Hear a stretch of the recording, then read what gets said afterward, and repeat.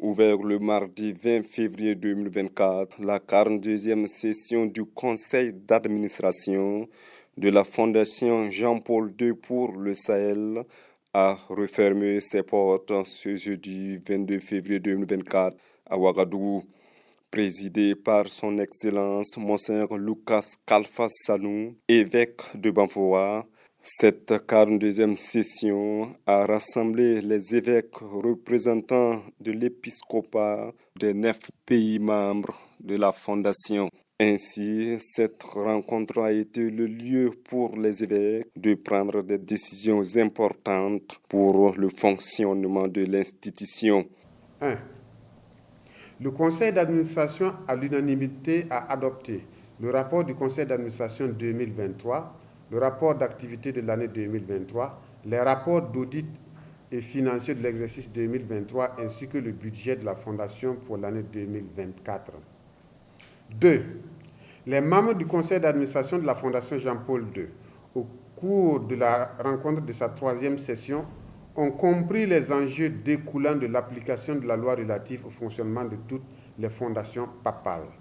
Mais au regard de la spécificité de la Fondation Jean-Paul II, qui est une institution créée par son saint fondateur et qui désirait garder sa particularité en tant que structure, dont la gestion relève fondamentale des pères évêques africains du Sahel, les membres de la dite fondation ont opté à l'unanimité de garder cette particularité. Et de ce fait, ils ont réaffirmé leur désir de maintenir le statu quo de l'idée de son fondateur. Et par conséquent, toutes ces ressources financières seront gérées de manière synodale tout en gardant le caractère papal, ce qui fait d'elle une institution au Sahel gardant son autonomie et sa souveraineté dans un esprit de partage et de communion avec le Saint-Père à travers les présentations régulières des rapports moraux et financiers. 3. Le conseil d'administration à l'unanimité demande le transfert partiel des fonds propres de la Fondation Jean-Paul II pour le Sahel en Afrique en vue d'une meilleure valorisation de ses ressources, ce qui permettra, à n'en point douter, au regard des opportunités offertes en matière de taux d'intérêt, de parvenir à un meilleur accompagnement des populations du Sahel qui sont, in fine, les véritables bénéficiaires de l'action prophétique de Saint Jean-Paul II. Nous avons eu de bonnes nouvelles. Contrairement aux années passées où les fonds ne donnaient pratiquement rien, cette année, nous avons eu une bonne rentabilité, ce qui permettra au siège, au bureau, de travailler et de financer de nombreux projets. Parce que depuis une année, on n'a pas pu financer de projets alors que nous avons beaucoup de projets sous la main. Ça, c'est une première bonne nouvelle. L'autre bonne nouvelle, nous avons pu échanger avec les autorités de Rome qui voudraient que tous les fonds soient maintenant domiciliés au Vatican. Et nous avons dit que ce n'est pas conforme à ce que le pape Jean-Paul II a voulu au début. On avait seulement mis des fonds là-bas pour les protéger en son temps, mais la gestion devait revenir aux évêques des pays du Sahel et nous avons tenu à réaffirmer cela. Alors nous allons aller les rencontrer, ressortir les statuts du début et échanger avec eux.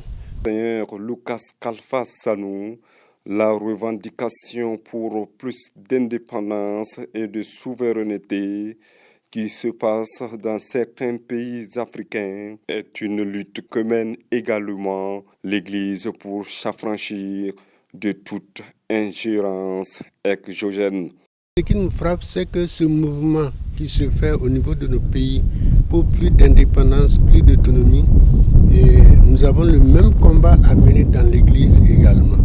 Alors, nous tenons à mener ce combat pour une vérité, parce que nous ne pouvons pas être gérés par des gens qui sont au loin là-bas, qui ne connaissent pas nos réalités.